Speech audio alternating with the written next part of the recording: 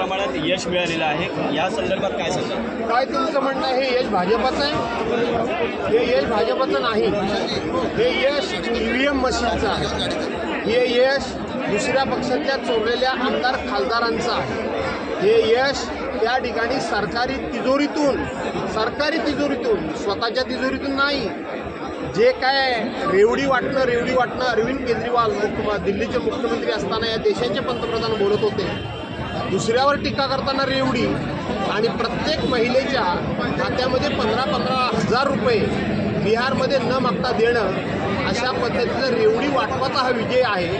आणि त्याचबरोबर या ठिकाणी सत्तेचा दुरुपयोग करून लोकशाही संपवणं, छोट्यातले छोटे पक्ष देखील संपवणं, या अहंकाराचा हा विजय आहे. भाजपचे कार्यकर्ते किंवा नेते असं म्हणतात की बिहारच्या निवडणुकीच्या विजयानंतर मुंबईची महानगरपालिका सुद्धा आमच्या ताब्यात येईल म्हणून. असं आहे की शेवटी कितीही जरी अख्खा देश यांना मिळाला तरी शेवटी यांचा जीव मुंबई महानगरपालिकेचं जो गुंतलेला आहे हे यातून स्पष्ट होतं. पक्षाने देखील निर्णय नव्हता घेतलेला, भाईंनी भूमिका घेतली आणि आता आज तुम्ही जे फॉर्म भरताय महाविकास आघाडीमधून भरताय, कोणाकोणाचे भरताय?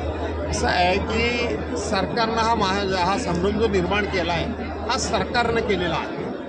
साधारणपणे निवडणूक आयोगाची जी पत्रकार परिषद पहिली झाली होती आणि महाराष्ट्र सरकारच्या वतीनं जी सातत्याने चर्चा सुरू होती आणि अधिकाऱ्यांना जे काम सांगितलं होतं ते पंचायत समिती आणि जिल्हा परिषदेच्या निवडणुका पहिल्यांदा होती, अशा प्रकारचे साधारणपणे संकेत होते आणि त्या दृष्टीने कामकाज सुरू झालं. परंतु महाविकास आघाडीनं 1 नोव्हेंबरला या सरकारच्या विरोधात एक प्रचंड मोर्चा काढला. त्याचबरोबर जो अवकाळी पाऊस झाला, परतीचा पाऊस, त्यांनी सगळ्यात जास्त हा मराठवाडा उद्ध्वस्त झाला, कोकणी झालं आणि महाराष्ट्रातला बहुतेक भाग उद्ध्वस्त झाला. आणि त्यामुळं सरकारच्या विरोधात ग्रामीण भागामध्ये प्रचंड असंतोषाचं वातावरण होतं. त्यामुळं सरकारनं ही 31 जानेवारीपूर्वी निवडणुका संपवल्याच पाहिजेत असा सुप्रीम कोर्टानं निर्णय दिल्यामुळं सरकारनं नाही, या घाई गडबडीत निवडणुका लावलेल्या आहेत. त्यामुळं ज्या काही जुळण्या कराव्या लागतात, ज्या काही चर्चा कराव्या लागतात, त्याला पुरेसा वेळ मिळालेला नाही. महाविकास आघाडीकडून 3 नावं पुढे होती. रमेशभाईंनी स्वतः सांगितलं होतं मी उभा राहणार, बाळा कदम इच्छुक होते आणि लियाकत शाह होते. आता नगराध्यक्ष पदासाठी किती जणांनी फॉर्म भरायला सांगितलं? असं आहे की तिघे इच्छुक उमेदवारांची तुम्ही नावं घेतली, ते तिघे इथं उभे आहेत. सर्वांना ह्याची भान आहे की कोणतरी एकच ह्यातला निवडून येणार आहे, हे सर्वांना भान आहे. आणि मग ज्या वेळेला अशा पद्धतीचं भान असतं त्यावेळेला या संदर्भामध्ये मतैक्य करण्याकरता, एकमत करण्याकरता फार काही कष्ट पडतील असं मला वाटत.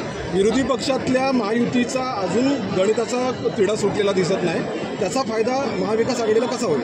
असं आहे की महायुतीमध्ये काय चाललंय हे या क्षणाला आम्हाला बघण्याची आवश्यकता वाटत नाही आहे.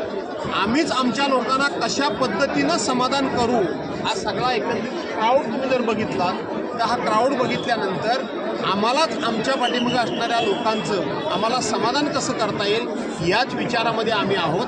महायुतीमध्ये काय चाललंय इकडे आम्ही लक्ष दिलेलं नाही. उमेदवार कोण असेल? आज आपण नगराध्यक्ष पदाचे उमेदवार कोण असतील याचं उत्तर आत्ताच मी दिलं. साहेब आज कदम का एकत्र आपण जर पाहिलं तर गाणं पण गाजते ओढणी रमेशभाई कदम, महाविकास आघाडीची ओढणी रमेशभाई कदम का? मी आता तुमचं उत्तर दिलेलं आहे.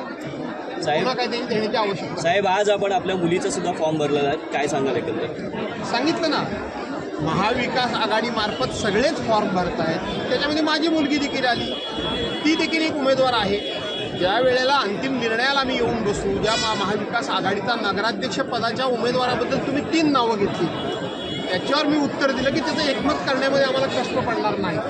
तशाच पद्धतीनं उमेदवार म्हणून माझी मुलगी आहे. जर कुठे ॲडजस्टमेंट करण्याची वेळ आली तर त्याच्यावरही आम्ही चर्चा करू.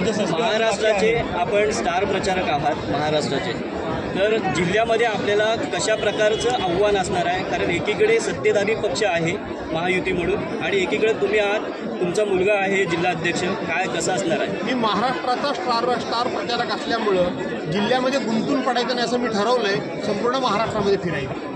मग सस्पेन्स कायम आहे कशात? नगराध्यक्ष पदाचा उत्साह प्रचंड आहे. धन्यवाद.